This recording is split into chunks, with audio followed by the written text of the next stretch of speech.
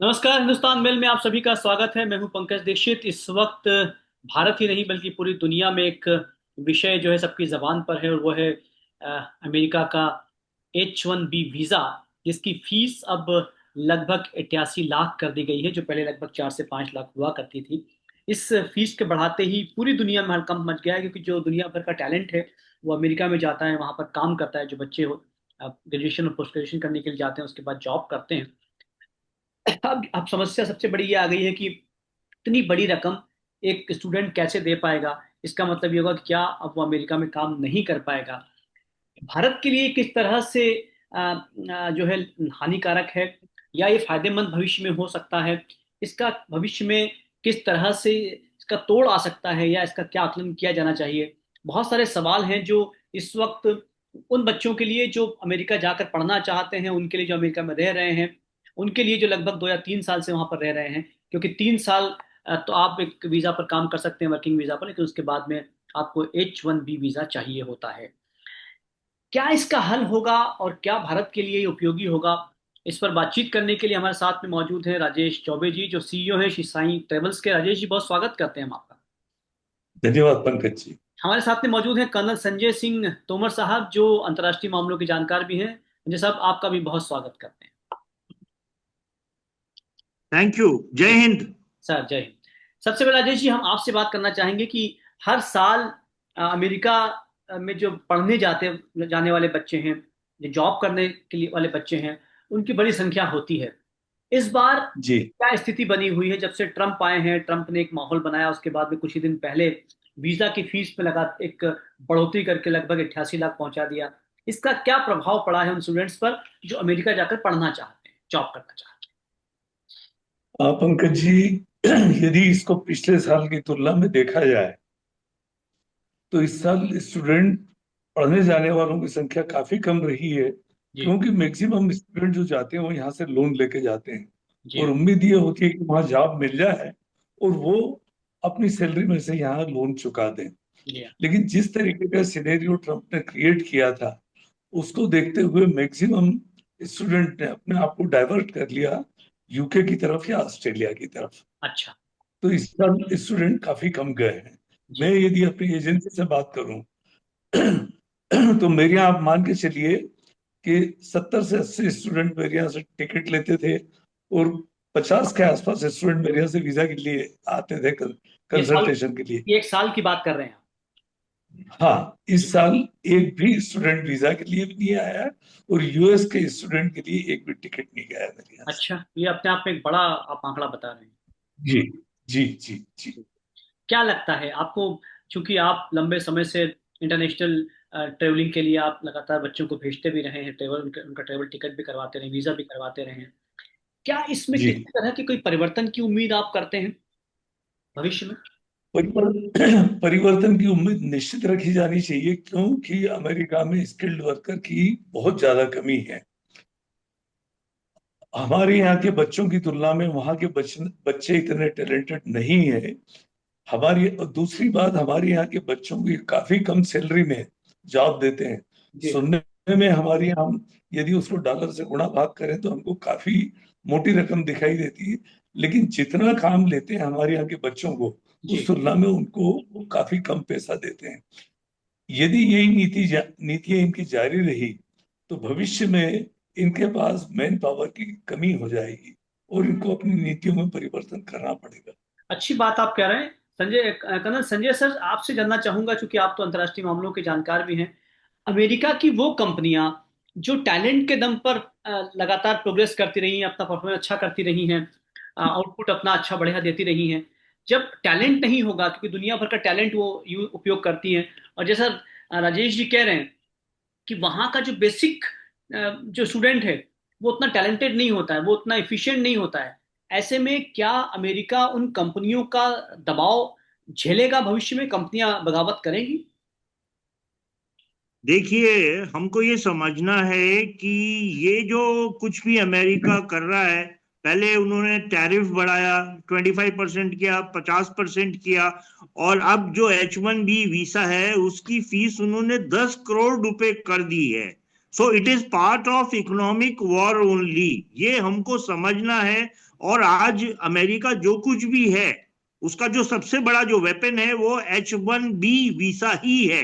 आज अमेरिका जो कुछ भी है, it is only because of Indian skilled labour, specially IT labour. आज जो है एटमॉस्फेयर में, स्पेस में, अमेरिका के 8,500 सैटेलाइट्स हैं और हमारे 140 सैटेलाइट हैं। और नासा में 60-70% जो इंजीनियर्स और जो साइंटिस्ट हैं वो इंडियंस हैं।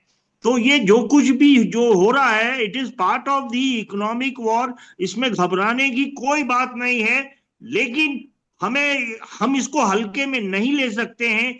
अगर ये 2-3 साल तक अमेरिका ने ये जो वीसा फी है इसको कम नहीं किया, तो हमारी आईटी इंडस्ट्री जो इंडिया में है उसको काफी नुकसान पहुंच सकता है। और जो जो इंडियंस जो अमेरिका में है वो काफी अपना जो इन्वेस्टमेंट है वो रियल इस्टेट में करते हैं।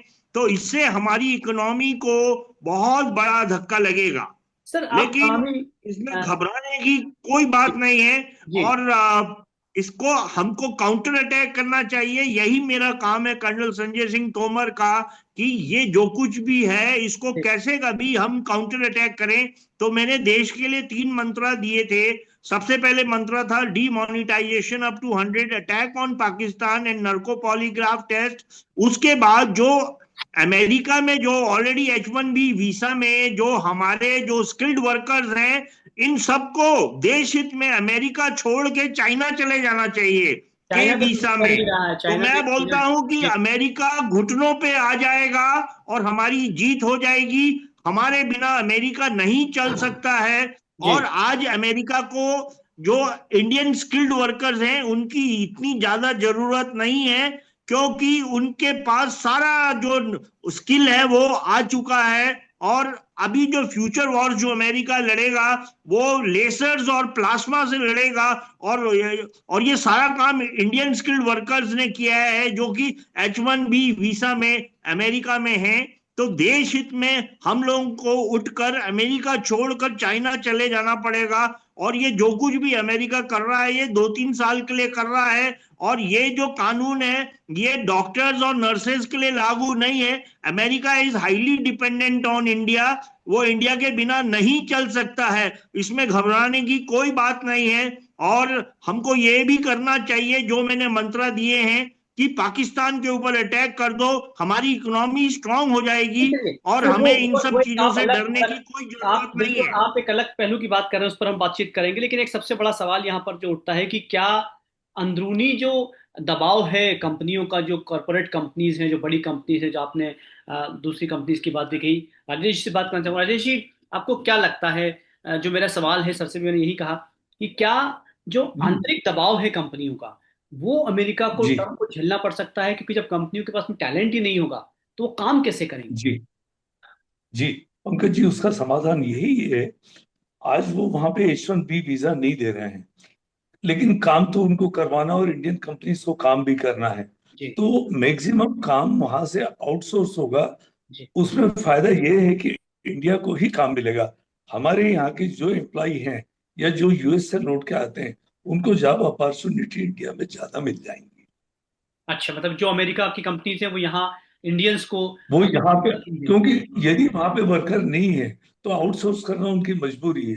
और जी आउटसोर्स यदि करते हैं तो निश्चित तौर पे इंडिया एक बहुत बड़ा मार्केट है जहाँ पे काम आउटसोर्स किया जा सकता है और हमारे यहाँ जॉब अपॉर्चुनिटी ज्यादा अच्छी हो जाएगी। ये जी मेरा मानना है। जी। अजय जी, दूसरी तरफ जो चाइना की बात जो कर्नल साहब ने कही, चाइना चूंकि अपने वीजा में फीस काफी कम कर रहा है, एक नया वीजा जो है वो कर रहा है। ब्रिटेन जो है वो ये बात कर रहा है कि उसकी वीजा की फीस पूरी तरह से माफ कर रहा है। क्या आपको लगता है कि ये दुनिया भर के लिए अपॉर्चुनिटी भी है? अगर अमेरिका इस ढंग से पाबंदियां लगाता है और ऑब्स्टेकल करता है तो दूसरी दूसरी देश के लिए, हमारे देश के लोगों के रास्ते खुल जाएंगे। डेफिनेटली दूसरे हम देश, लोगों के लिए बहुत बड़ी अपॉर्चुनिटी है और हम सबको मिलकर करना पड़ेगा। जी। जैसे मैंने बोला है कि जो ऑलरेडी अमेरिका में हैं, जो कि अभी अफेक्टेड नहीं है, उनको देश हित में अमेरिका छोड़ के चाइना चले जाना चाहिए, उनको फ्रांस चले जाना चाहिए, उनको यूके चले जाना चाहिए। वहां पर भी Indian skilled workers are required, because जो कंप्यूटर का काम है वो केवल जी, इंडियंस ही कर सकते कनल हैं। और कनल जो अभी हमने जो एआई में काम किया है, उसमें सारा जो 80-90% काम है वो इंडियंस ने किया है। और जो आउटसोर्सिंग का काम है, उसमें प्रॉब्लम क्या होती है कि जो एफिशिएंसी है वो 50% रहती है। इसलिए वहीं पर जाके काम करना बहुत जरूरी है। अगर इंडियंस अमेरिका को छोड़ देते हैं 3-4 साल के लिए, तो अमेरिका एक कमजोर देश हो जाएगा। 2-3 साल तक अमेरिका बिना इंडियन स्किल्ड वर्कर से काम चला सकता है, लेकिन कनल उसके संजय जी, बाद उसको दिक्कत आएगी। कनल लेकिन संजय इस जी, बीच हमारी इकोनॉमिक कंडीशंस हिल सकती हैं। तो कनल संजय जी, इसलिए हम संजय सबको जी, मिलकर देश हित में जी जी। अभी काम करना पड़ेगा। लेकिन संजय जी, जो आप कह रहे हैं कि आप अमेरिका छोड़कर चाइना चले जाएं या कहीं और चले जाएं, सवाल ये है कि वहां पर जो स्टूडेंट्स हैं, कई ऐसे स्टूडेंट्स हैं जो अभी शुरुआत की है, कई ऐसे हैं जो 2 साल से 3 साल से वहां पर काम कर रहे हैं। आपको लगता है कि सामूहिक डिसीजन इस तरह से लेना, ये सेना, अगर आप, क्योंकि आप सेना से हैं तो सेना डिसीजन ले सकती है, सरकार डिसीजन ले सकती है, लेकिन हर व्यक्ति वहां पर इंडिविजुअल है, ये डिसीजन क्या सहज हो पाएगा? बिल्कुल लेना पड़ेगा। देखिए, हम फौज से हैं और देश हित में हम अपनी जान दे देते हैं अपने जी देश की सुरक्षा के लिए। तो अब ये जो हमारे जो लोग हैं, स्किल्ड वर्कर्स हैं, इनको भी सेक्रीफाइस करना चाहिए। इनको अपनी लाइफ को नहीं सेक्रीफाइस करना है, इनको अपना केवल काम सेक्रीफाइस करना है। और दूसरी जगह इनको काम आसानी से मिल जाएगा, बिकॉज जिसने अमेरिका में काम किया है, आईटी इंडस्ट्री में काम किया है, गूगल में काम किया है, माइक्रोसॉफ्ट में काम किया है, एप्पल में काम किया है, उसको कहीं भी जॉब मिल दुनिया भर में सकता मिल है। सकता है, सही बात कह तो अच्छी बात कह रहे इसमें कोई खतरे की बात नहीं। इतना तो सेक्रीफाइस देश हित में करना ही पड़ेगा कि केवल फौजी आदमी अपनी लाइफ को सेक्रीफाइस करेगा और बाकी लोग घूसखोरी करेंगे क्या? हैं। तो अच्छी बात थोड़ा है संजय। सेक्रीफाइस सबको करना चाहिए, और इतना सेक्रीफाइस हम लोग कर सकते हैं। कर सकते हैं, अच्छी बात करें। राजेश जी, क्या आपको लगता है कि भविष्य में ये जो पॉलिसी इस वक्त ट्रम्प की है, क्या आपको लगता है कि चूंकि ट्रम्प ने कई वादे किए थे अपने लोगों से कि वहां के लोगों को रोजगार जी। देंगे, और कई और वादे थे, क्या आपको लगता है कि भविष्य में इन चीजों पर, चूंकि वहां पर कोर्ट भी है, एक अगर हम बात करें टैरिफ की बात करें, तो टैरिफ में भी वहां का मामला कोर्ट में चल रहा है, वो हो सकता है कि कोर्ट उस मामले को पलट भी सकता है। क्या आपको लगता है कि इस जी तरह के मामले बहुत लंबे समय तक नहीं चलने वाले हैं, जो ट्रम्प ने निर्देशित किए हैं?